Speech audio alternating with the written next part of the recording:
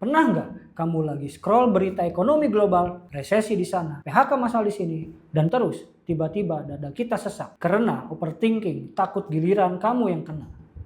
Tarik napas karena ada kabar yang perlu kamu dengar hari ini. Sosiolog Karl Polanyi pernah berkata, ketika pasar bebas mulai mengancam kehidupan masyarakat, negara yang baik tidak tinggal diam. Ia bergerak dan melindungi. Itu bukan teori belaka. Dan hari ini kita menyaksikannya terjadi langsung di depan mata kita. Tekanan ekonomi global memang nyata. Tapi disinilah bedanya, ada negara yang panik dan ada negara yang bersiap. Pada momentum May Day 2026, Presiden Prabowo menandatangani keputusan Presiden nomor 10 tahun 2026, yaitu tentang pembentukan Satuan Tugas Mitigasi PHK. Ini bukan sekedar simbol, ini sabuk pengaman resmi dari negara. Para ahli menyebutnya shock absorber, peredam kejut yang bekerja sebelum ada yang terluka. Satgas ini hadir bukan karena Indonesia sedang krisis, melainkan sebagai langkah antisipatif yang siap mengintervensi langsung ke perusahaan yang mulai goyah untuk menjaga roda operasional tetap berjalan dan memastikan jutaan pekerja tidak kehilangan mata pencarian. Karena ketika lapangan kerja aman, daya beli masyarakat terjaga dan roda pertumbuhan ekonomi nasional terus berputar. Bahkan di tengah badai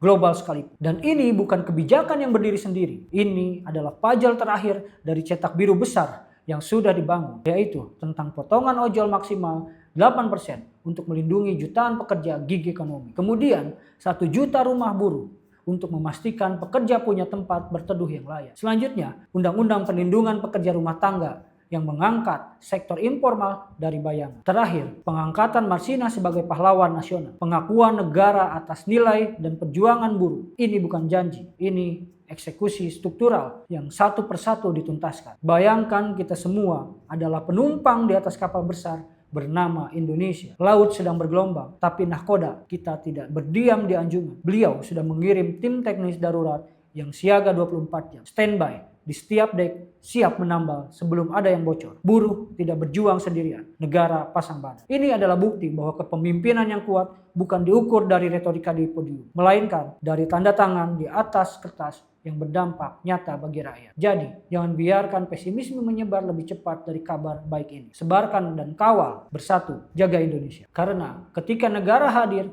kita tidak hanya selamat dari badai, tetapi kita keluar dengan cara yang kuat.